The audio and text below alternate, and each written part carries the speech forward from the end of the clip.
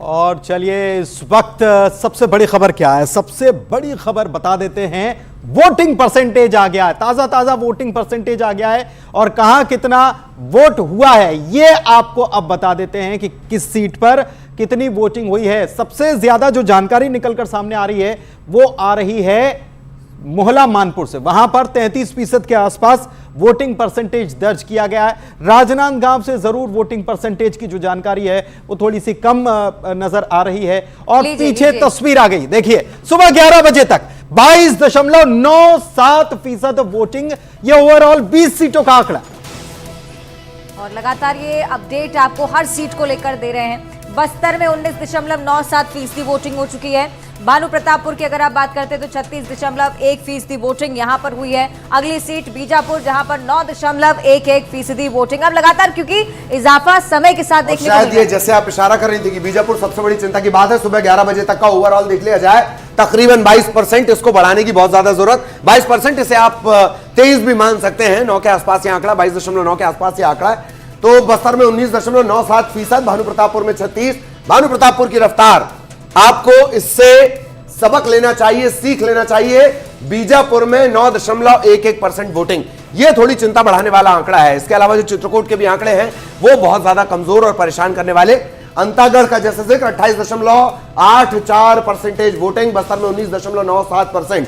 बस्तर, बीजापुर, इन जगहों से आमतौर पर वोटिंग के इतने कमजोर और टूटे हुए ट्रेंड्स नहीं आते हैं जिस तरह के आ जा रहे हैं। पुनीत, बिल्कुल सही बात है, क्योंकि बीजापुर में तो बहुत ज्यादा ये चिंता की बात है और इसीलिए हम लगे हाथ अपील भी कर रहे हैं। जो दर्शक हमारे साथ जुड़े हुए हैं, वोट करने नहीं निकले तो पहले वोट करके आइए आप और उसके बाद खबरों से अपडेट हो जाइए। दंतेवाड़ा में 23.15% वोटिंग, डोंगरगांव में 18 देखिए ये जो है ये डोंगरगांव, डोंगरगढ़ या राजनांदगांव जो है ये यहां पर 20 के आसपास ही अगर देखा जाए तो देखिए जगदलपुर में 18.36% वोटिंग का परसेंटेज जो है।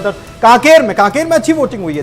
कांकेर की हम जब बात नक्सल प्रभावित इलाकों की बात करें तो कांकेर उसमें से आगे है और बहुत तेजी से वहां पर आंकड़ा बढ़ भी रहा है। इस तरह की बात, और डोंगरगढ़ का जिक्र जैसे किया, मां बमलेश्वरी की जमीन है, वहां पर चिंता की बात। खैरागढ़ की जो वोटिंग परसेंटेज है उसमें भी इजाफे की जरूरत। केशकाल जो एंट्री पॉइंट है बस्तर का, खुज्जी में 26.98, 27% के आसपास वोटिंग अब तक हो चली है। कांकेर में 34% से थोड़ा ऊपर, इसे और ज्यादा रफ्तार देने की जरूरत। कांकेर अभी एक अच्छा काम कर रहा है। कोंडागांव, मरकाम की जमीन 12.39, लता हुसैंडी दावे करती हुई अभी थोड़ी देर पहले कोंटा 12.39 और वहां से ऐसा घोर नक्सल प्रभावित इलाका है सुकमा का कोंटा। नारायणपुर में 21.6% वोटिंग यहां पर हुई है। राजनांदगांव में 14% वोटिंग है। राजनांदगांव शहरी इलाका है और यहां वोटिंग परसेंटेज अभी कम है। हो सकता है कि दोपहर के वक्त लोग घरों से बाहर निकले और अब जब दोपहर शुरू हो चुकी तो हो सकता है कि हमको दिखाई देगा कि कतारें लगी हुई हैं, लोग पहुंच रहे हैं, काम निपटाने के बाद वोटिंग करने पहुंच रहे हैं। मोहला मानपुर से अच्छी तस्वीर, 33%। कितना मतदान हुआ? केशकाल में 27.63% मतदान 11 बजे तक दर्ज किया गया। यह केशकाल की तस्वीर हम आपको दिखा रहे हैं, वोटिंग परसेंटेज आपको दिखा रहे हैं। और साथ ही कवर्धा की बात करें, कवर्धा बड़ी सीट, 23.25% वोटिंग कवर्धा में हुआ है।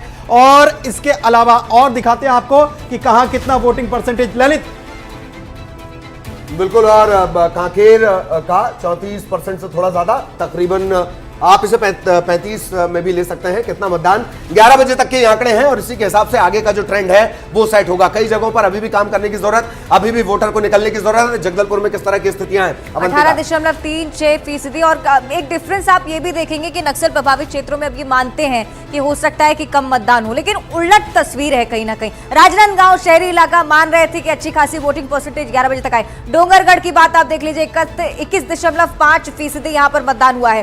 तो नक्सल प्रभावित क्षेत्रों में लगातार इजाफा होना वोटिंग परसेंटेज में, और राजनांदगांव से चूंकि हताशा हाथ लगी है, बहुत कम वोटिंग परसेंटेज यहाँ पर। डोंगरगांव की भी स्थिति आप समझ लिया, 18.06% डोंगरगांव में वोटिंग हुई है। लगातार हर सीट का आपको ब्यौरा हम दे रहे हैं, अभी तक कितने वोटिंग परसेंटेज किस सीट पर है। दंतेवाड़ा नक्सल प्रभावित क्षेत्र, एक बार फिर से 23.15%।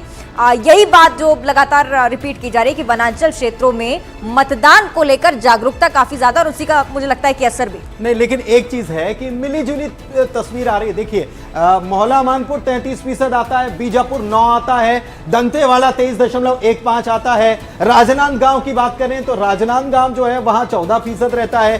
कुछ जगहों से अलग तस्वीर आ रही, कुछ जगहों से कुछ।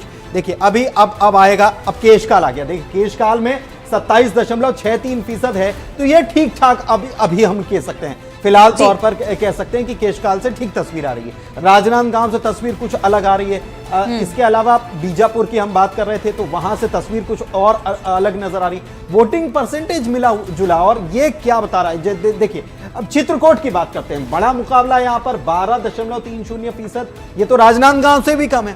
तो राजनांदगांव जो है उसका क्षेत्र और वहां वो शहरी क्षेत्र में आता है। चित्रकूट जो है वो 12.30% क्या बताता है, यानी कि वोटर्स जो हैं वो अभी तक निकले नहीं है। और ये मिक्स ट्रेंड जो है ये जरूर राजनीतिक दलों को चिंता में डालने वाला है कि ये हो क्या रहा है, ये हो क्या रहा है, ये चिंता जरूर में डालेगा। और देखिए ये डॉक्टर रमन सिंह के पुत्र जो है वो भी पहुंचे थे वोट करने के लिए। छत्तीसगढ़ के रण में नक्सल प्रभावित सीटें कौन सी हैं और बड़े बड़े लड़ैया कौन से हैं, ये सब आपको न्यूज़ 18 मध्य प्रदेश छत्तीसगढ़ की इस स्क्रीन पर मिलेगा। साथ ही साथ अपील भी अवंतिका, बार बार अपील की वोट करिए, और वोट करके वो वहां जो सेल्फी के लिए वो सेल्फी पॉइंट बना हुआ है, वहां पर सेल्फी लीजिए और डालिए न्यूज़ 18 पर। निश्चित ही, और बहुत बड़ी तस्वीर एक बार फिर से आपके सामने। अभी तक के आंकड़े 11 बजे सुबह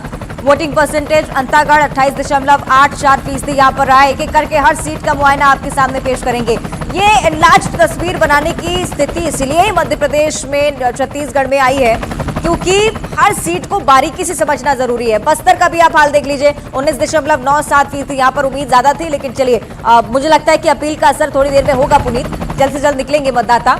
अगली तस्वीर भी आपको दिखा देते हैं। अगली सीट कहां कितना मतदान, भानु प्रतापपुर की स्थिति 36.10%। बहुत अच्छी स्थिति, लेकिन बहुत ज्यादा जरूरत के आगे आने वाले समय में इजाफा इस संख्या में भी हो।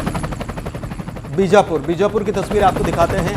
भानु प्रतापपुर भी नक्सल प्रभावित, बीजापुर भी नक्सल प्रभावित, लेकिन कितना अंतर है, एक तरफ 36%, एक तरफ 9%, और इसको बढ़ाने की जरूरत है। बीजापुर के लोग क्या कर रहे हैं, ये सवाल उठता है, घरों से बाहर क्यों नहीं निकल रहे हैं। चित्रकूट की बात कर लेते हैं। चित्रकूट में भी 12.30% है, और ये भी यहाँ के लोग भी क्या कर रहे हैं, अरे भाई वोट करने निकलिए ना घर से, ये मौका बार बार थोड़ी आता है, 5 साल में एक बार मौका मिलता है, आपको आपकी सरकार चुननी है, काहे के लिए आप घर पर बैठे हुए हैं। केवल वोटिंग परसेंटेज मत जानिए, बल्कि इसको बढ़ाइए भी। दंतेवाड़ा की तस्वीर 23.15% दंतेवाड़ा में अभी तक वोटिंग हुई है।